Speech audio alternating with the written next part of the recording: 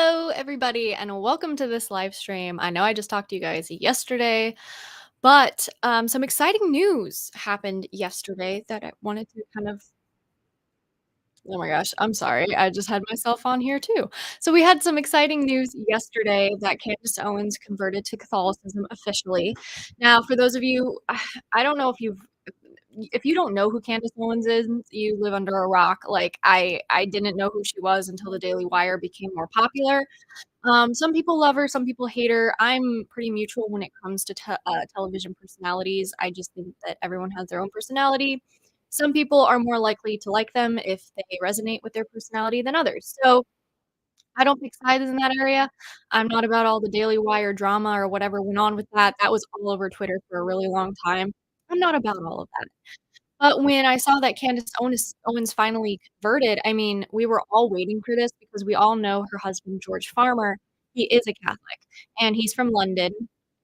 So we were like, "Well, if she's marrying him, like, maybe through their marriage, like, she'll convert." So us Catholics were waiting for this for a really long time, and she kept dropping hints throughout the year on her Twitter about how she's almost there and things like that. So we were waiting for this moment, and it happened yesterday, especially since, she's been an evangelical. I think she was it Reformed Evangelical Protestant?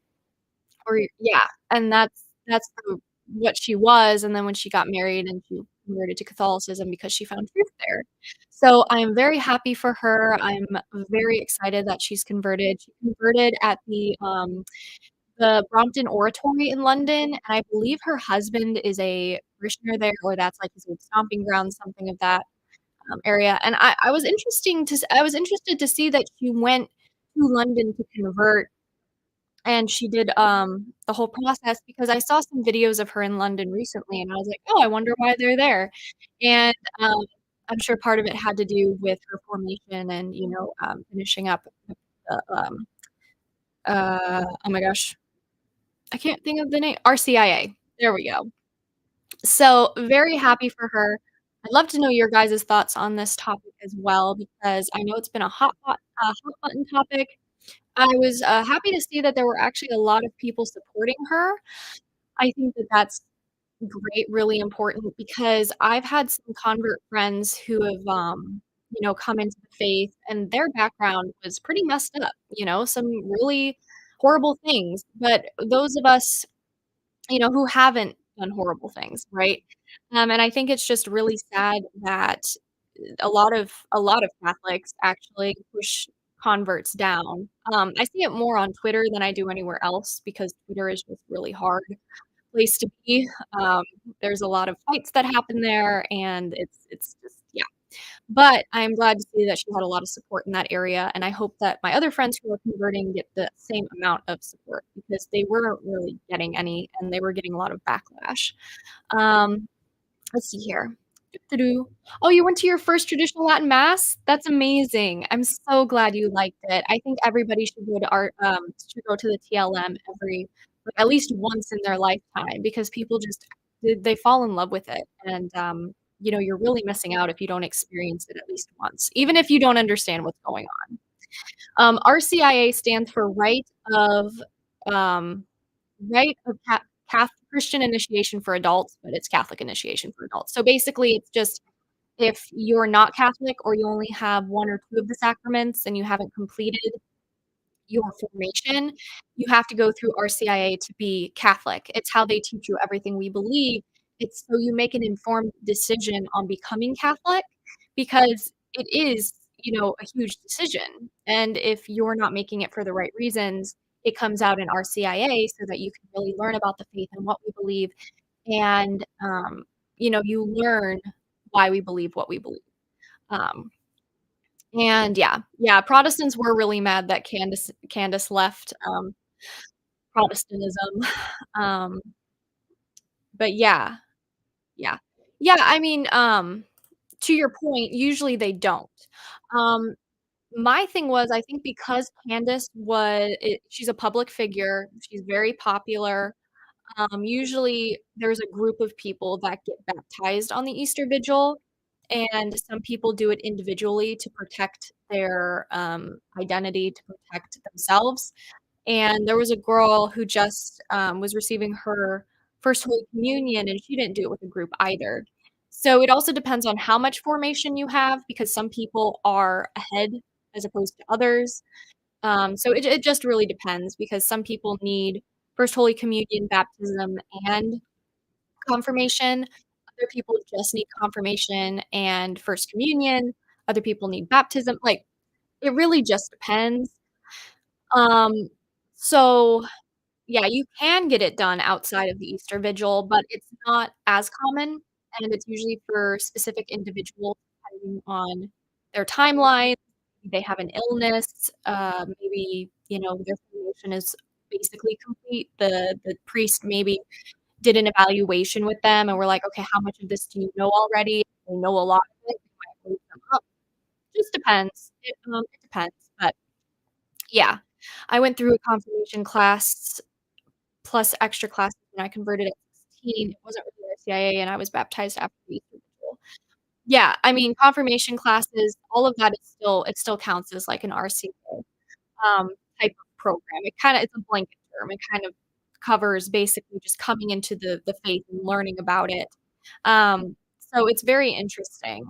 But, um, yeah, I'm really happy for Candace. I think that she's going to, hopefully, you know, add more Catholicism into her platform because honestly, people who are Catholic, but specifically try to prioritize politics and don't make Catholicism as equal as their politics or even a part of their content. This also goes for, like, influencers and pro-life people and all of that. It's like Catholicism should be the center of everything. It doesn't mean you have to host rosary, prayer times or anything like that, but your Catholic faith should be detectable in your content. It shouldn't be like, "Oh, she's just pro-life," or it shouldn't be, "Oh, he's just into politics," or this or that. It should be, "Oh, this person's Catholic and they're pro-life and they're into politics and this." Because really, none of that stuff matters without God. Without God, we don't have any of that stuff. We don't have the strength to be fighting the good fight. We don't have the strength to be able to do the work that needs to be done, and only through him are we able to do that, and so when we bring Christ to people, even if it's in the most subtle way, just through showing them kindness or things of that nature, we really, I don't know how to explain it, but, like, we really should be hang on.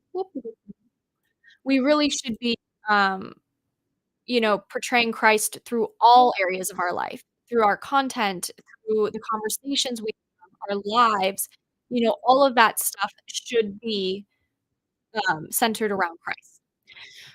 So, with all of that being said, very happy for Candace, and, I hope that she continues this journey. I hope that maybe she'll find the TLM, maybe that's something that she'll fall in love with. There really hasn't been talk about it. She hasn't done any interviews yet, um, on this topic, and I know a lot of people are covering this right now, and I don't wanna be one of those people that's, jumping to conclusions or trying to be like, "Oh, well, what if she did it because of that?" Or I'm just happy for her. I'm just happy that she's home, and the Catholics are very happy to welcome anybody and everybody. Honestly, everybody is welcome. And so I'm just very happy that she's done that and that we can, she's a part of our church now and she's home, like she said in her tweet. I'll read you her tweet. She said, "Recently I made the decision to go home. There is of course so much more that went into this decision and that I plan to share in the future. But for now, praise be to God for his gentle but relentless guiding of my heart towards truth. So do not fear, for I am with you. Do not be dismayed, for I am your God. I will strengthen you and help you. I will uphold you with my righteous right hand. Do not fear, Christ is king." So, like she said, she hasn't really talked about it all that much. Um, is there an issue with the microphone? Sometimes she has issues. We've been trying to fix her for a while now. Um, but let me know if it's too much of an issue, and I'll try to disconnect and reconnect it. This is the fun part about live streams. Everything's live. So there's no point for me trying to, edit or cut things out because whoops, sorry guys. Anyways, but yeah, if it's too much of an issue, just let me know and I'll disconnect and reconnect it. Um, but yeah, so that's basically what she said, and like she said, she hasn't really talked about it yet, and she plans on sharing more in the future, but I mean, we've seen so many people, um, convert. I mean, the Petersons, I have a few friends. There's that guy who's like a hippie guy. I don't think he's converted yet, but he started praying the rosary. He's a famous actor. I forget his name. Shia LaBeouf, like, so many people have converted who are major, and I think, something's happening, you know? I definitely think that there is a change in culture, there is something changing, and a lot of people might not see it because they're constantly being pushed with all of the, secular media and everything. Yes, Russell Brand, thank you guys, yes. Um, but, when you truly look at all of these big celebrities converting, it makes you kind of think about it, because Tammy Peterson, like, that was not really a shock, but it was definitely, like, a sudden thing because she had cancer, and so she prayed the rosary, and it made her come into her faith. So now, maybe Jordan Peterson will. I know he said it's not for him, and yet he tears up every time he talks about Catholicism and how beautiful it is. So it's hard for me to believe that somebody isn't having or going through a conversion like that when they speak about Catholicism in that way. So to me, that is just something that's I feel like, Jordan Peterson might be next. Um, I'm not 100% sure about that because, he's always said, "Oh, it's not for me," but how can you speak that way about Catholicism in such a beautiful manner and not find the truth and the beauty in it and want to be a part of that? That just doesn't really make any sense to me. But, yeah, it's interesting. But when she converted, I'm like, "I wanna know more about her story," I wanna know, like, where this started from. Was it her husband's influence? Was it, what part of it really changed her heart? Was it a slow burn? Was it something she had to feel out?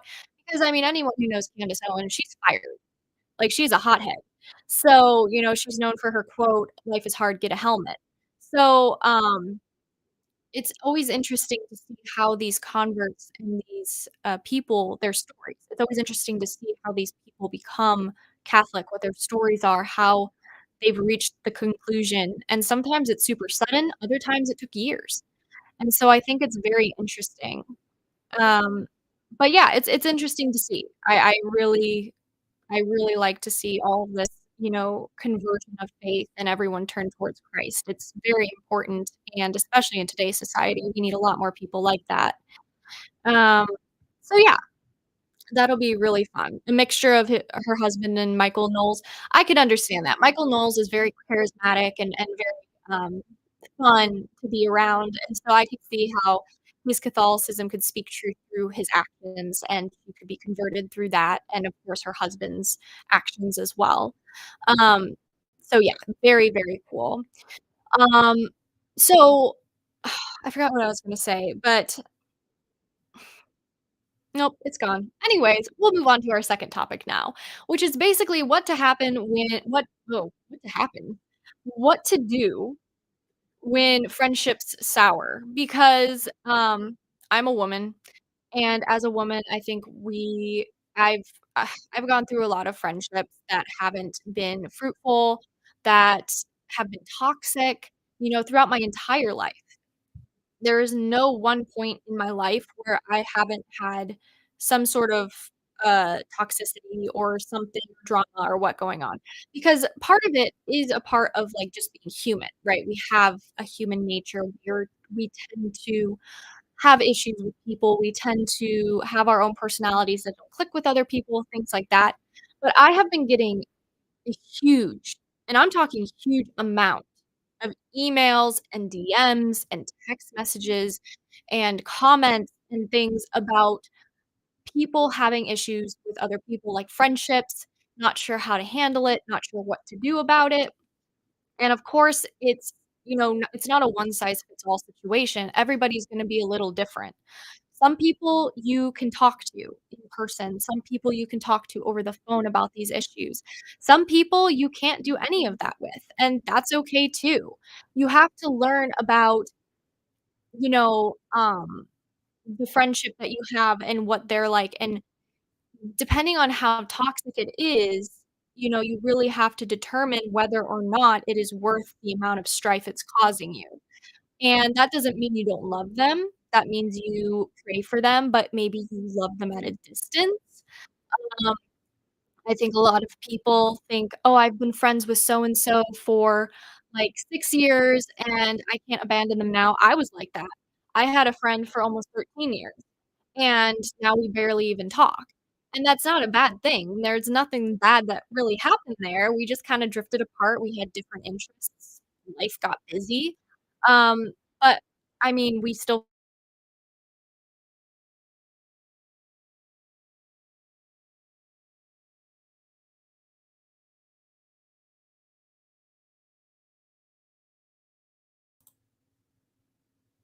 Hello?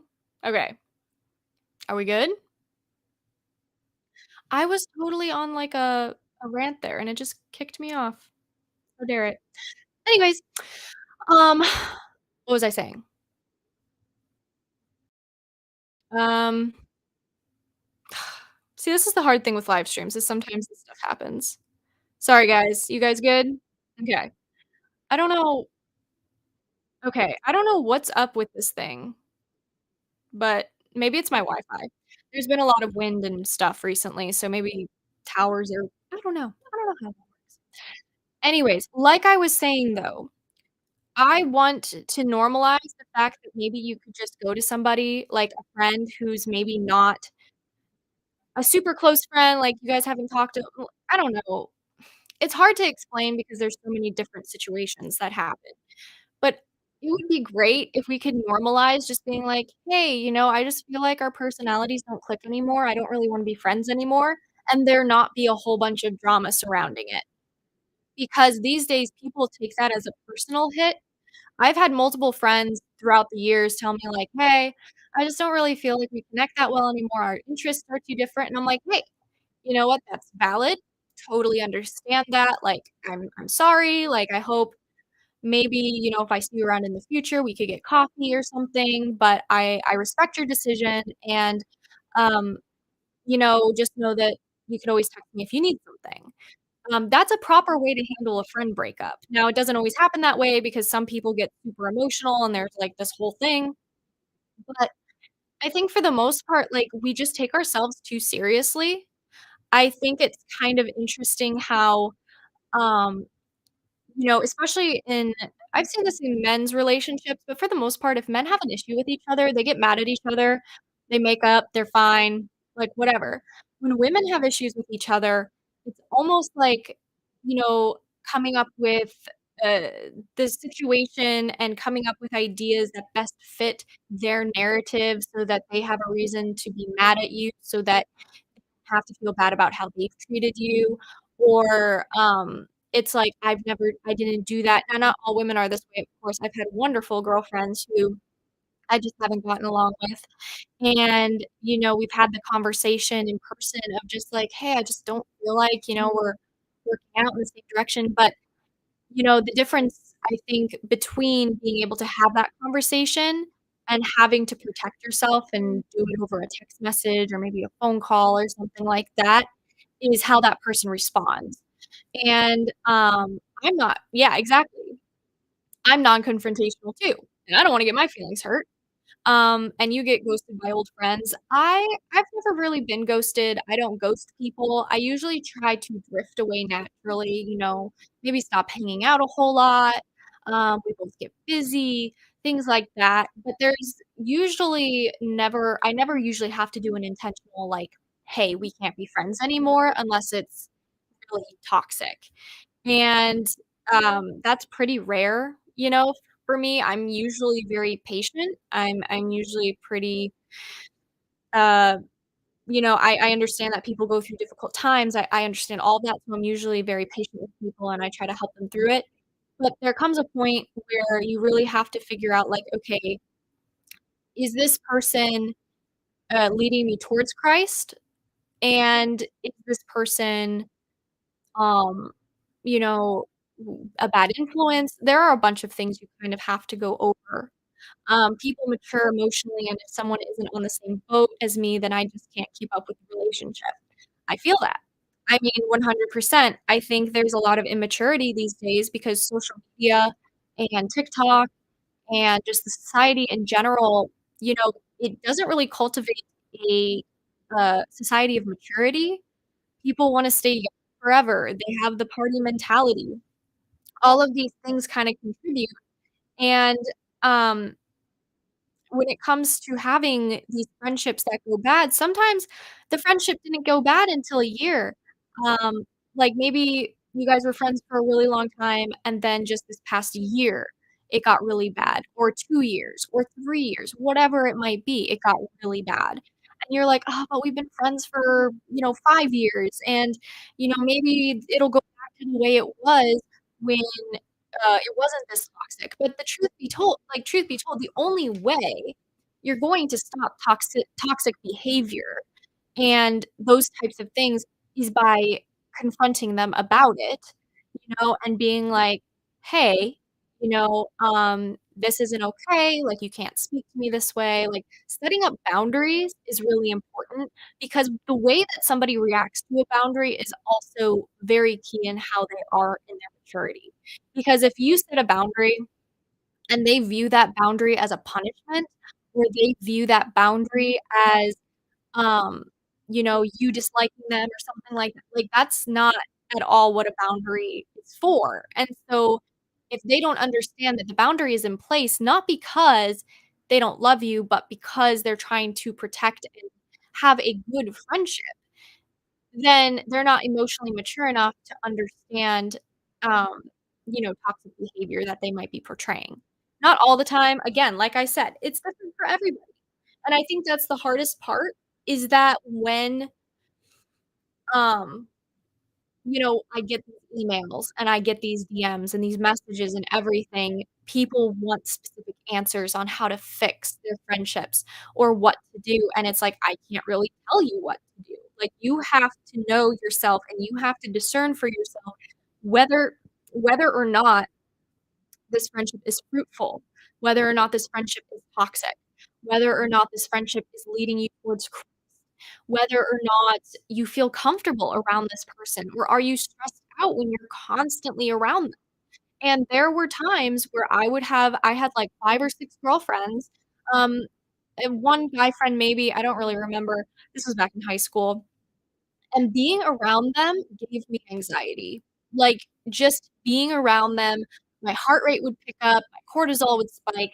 I felt like I was having a panic attack because I didn't know how they were gonna respond. They were really passive aggressive, backhanded comments, and I always back in high school, and this is something I just recently had to fix, is I would always try to, mold my personality to fit the people I was around so that I would be able to fit in and not stand out and gain attention because I didn't want the whole I wasn't into the whole attention thing. I didn't have much confidence, I didn't really like it.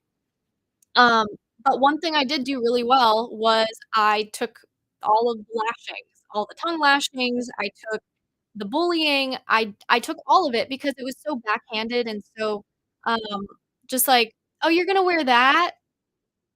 Yeah, it looks great." Kind of thing where you can't really call them out on it because it was just so confusing as a teenager to have to deal with people like that, and so for me, once I started cutting people like that out of my life or, people who are super possessive. That's another issue today is the amount of people who are possessive. This doesn't just go for friendships, it goes for relationships too. They wanna know who you're with, where you were, what you were doing, who you're friends with. If they're not with you, they're upset.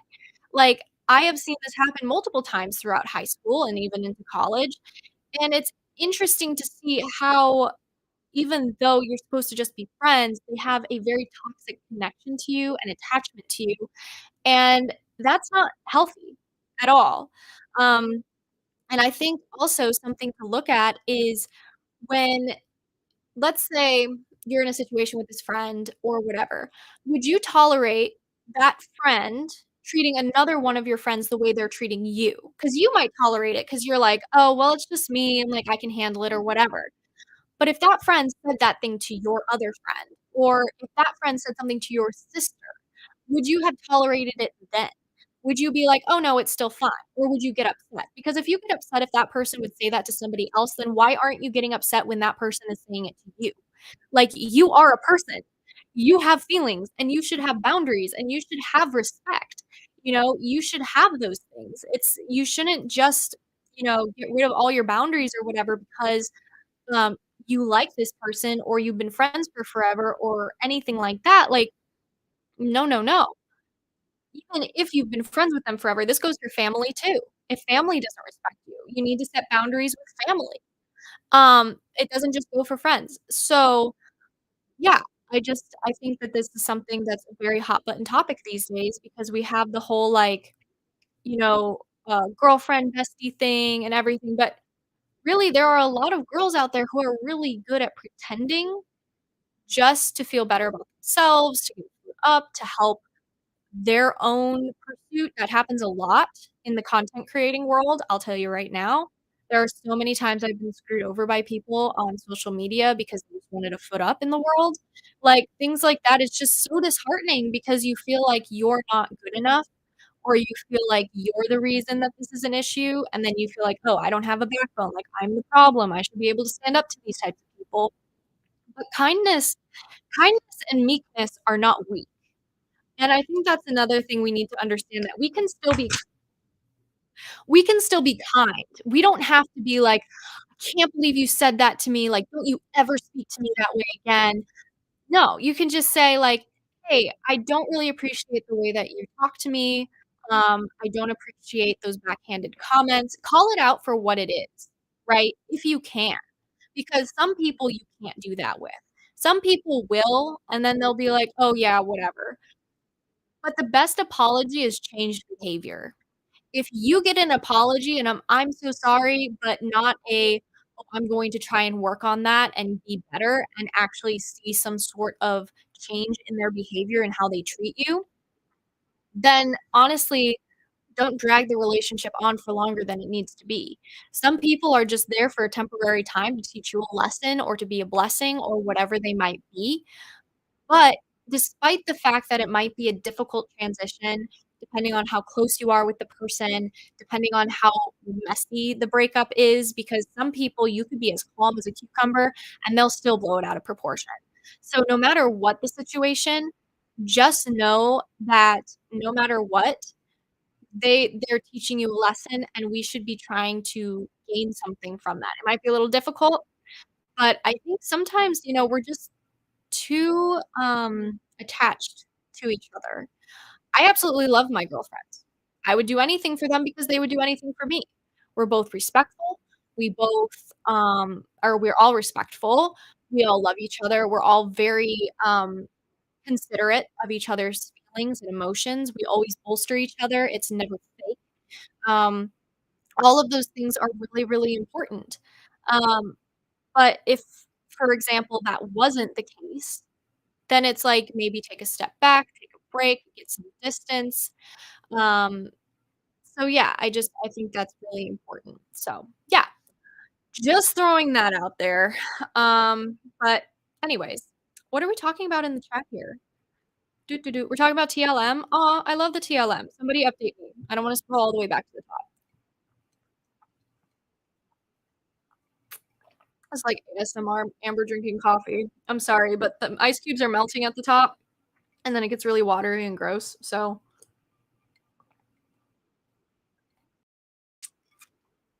delicious. Oh, true. If you don't understand Latin, that's okay. You can have books with both Latin and your first language. Yeah. Um, if you wanna take a missal to church, that's completely fine. I know everyone's suggesting the St. Joseph Missal. I think that's completely fine. So I think, you know, I already covered the Candace thing earlier, so if you guys wanna go back, then you guys can do that, but I already covered the Candace Owens thing. Um, Clay, can't believe you. You're breaking your hot coffee streak for iced coffee. If you know, you know. Iced coffee queen over here. Anyways, but yeah. If you wanna do a I would suggest getting a red book actually from Amazon, depending on what your native language is. If it's English and you get a red book, TLM, if you go to Amazon and you just type in red book TLM, it pops up right away. It's the first one. It's 12 bucks, and it has the, Latin to English translation, so you'll know what's going on. It also has pictures, which is really important. And there's also another book that I highly suggest for anyone who's new to the TLM. It's called A Beginner's Guide to the Traditional Latin Mass. It's uh oh my gosh, who's it by? Dara Dara Lewis or something. Dara oh Dara Little and Chris Lewis. Let me Google that just to be sure. Okay. Yeah. Okay. So yeah, it's A Beginner's Guide to the Traditional Latin Mass by Dira Little and Chris Lewis. So I highly suggest that one too. But yeah, they also yes, good point, Jamie. They do have red books for Spanish to Latin as well. So yeah. How is the attendance at the TLM? Oh, my church is packed. Every single Sunday, every single mass from 7:30 to 12:30, every single mass is packed with young people, old people, babies, young families, old families, teenagers, college age, whole spectrum of people. Um, and it's always packed. Yeah, we have to show up 30 minutes early for a seat too. But usually not to seat 'cause there's plenty of seating. We have to show up 30 minutes early for confession. 'Cause confession lines are, like, out the door every single Sunday before every single mass. We have about 1, 2, 6 confessionals, and there's usually 6 priests in the confessionals before mass. Sometimes there's 4. Um, but we have a lot of confessions and priests before mass, and so, it's even with 4 to 6 priests and confessionals being open, there are still lines out the door, and the priests get us in and out real quick. They probably hear over 1,000 confessions every Sunday. I mean, it's insane, which is just really, really cool, but, yeah, yeah, it's packed. I It's interesting because I've gone to a lot of Novus Ordo churches throughout, my time in Catholicism. Obviously, I go to Novus Ordo every now and then, and I've gone, with my we just started going back to the traditional Latin mass, because now that my dad's more stable with his treatment and everything, and we have a good idea of his calendar and how his treatment's going for chemo and all that, um, we can finally go back to Candace for the TLM, and, but before that, we were going to, basically the Novus Ordo every single Sunday. So, the people who are gonna come at me, I do attend the Novus Ordo as well, like, it's fine. However, um, when it comes to attendance with the Novus Ordo, I have found it to be very there are some churches that have good attendance. There's little kids. It's usually the parishes that have a youth group or a good social life, but you don't really see them all that much for mass. You more or less just see them for the events, and there are a few churches like that. However, a lot of the churches I've gone to don't even have that.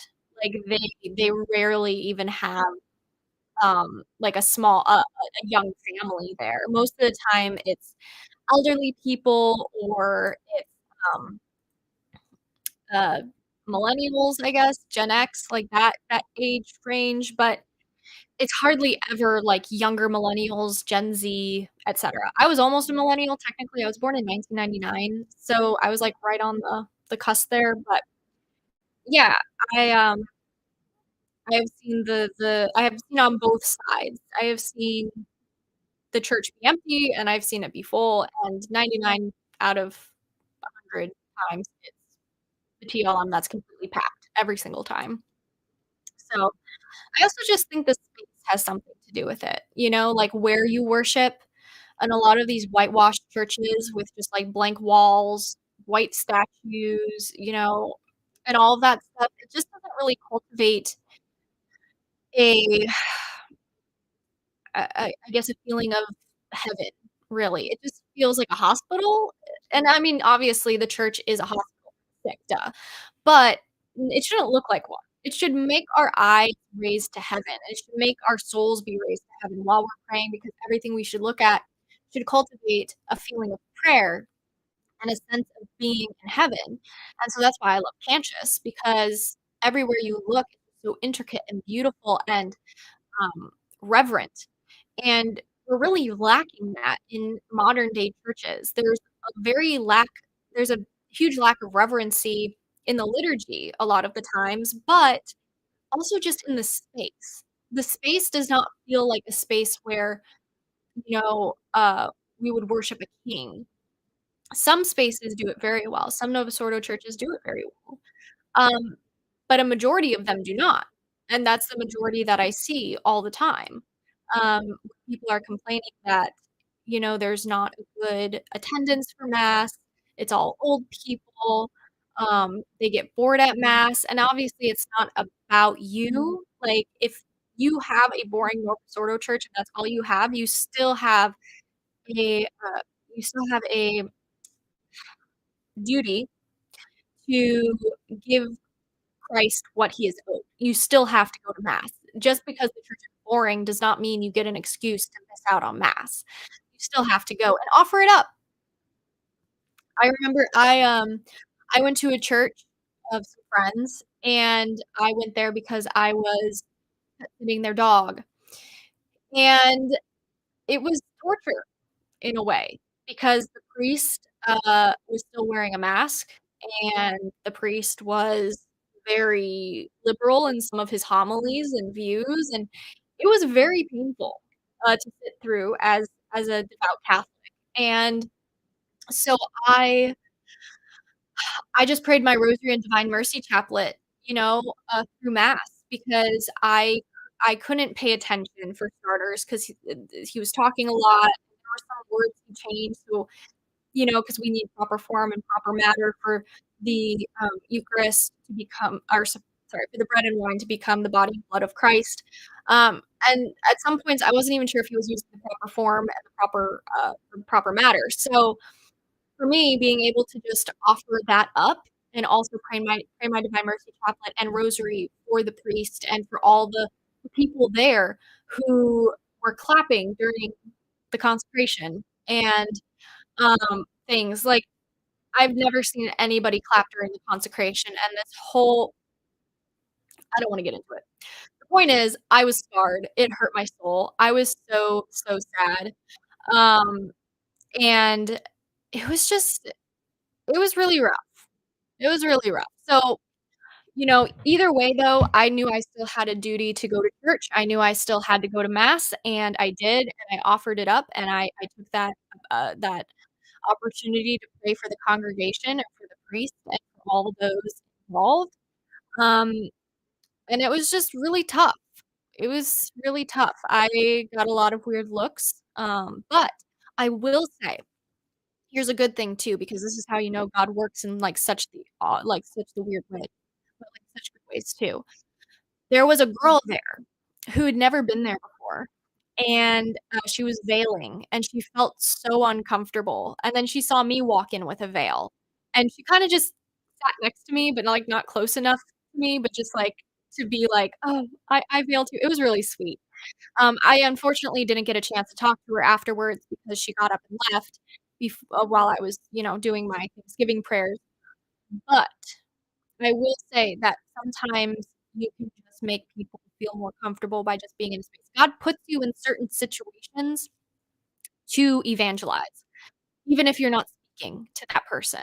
You're just in the right place at the right time, and you could tell that this girl was very nervous about veiling. She was kind of twiddling it in her hands a little bit, and then I pulled my veil out and I put mine on, and then she had a lot more confidence putting her own on. Um, and I think that, we can inspire these things. We can inspire this thirst for traditionalism that so many young people have by just simply existing. We don't even have to talk about it or push it in people's faces or be like, "Oh, this is why it's better," or this or this. We just need to show them the beauty of it.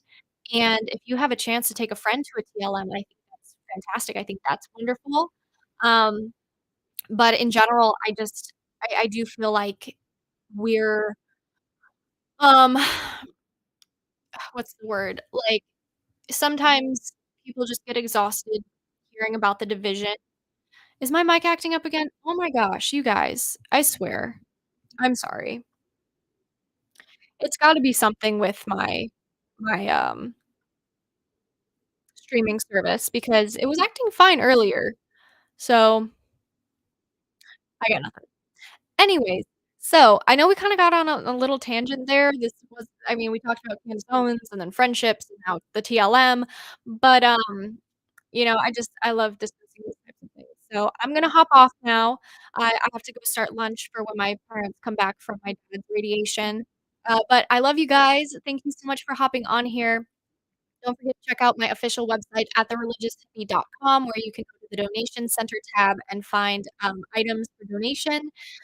We have Haters Will Be Prayed For ball caps. We have some limited edition items coming up as well, like the May 4th veils. So, definitely sign up for my newsletter to stay on top of that, and I will talk to you guys later.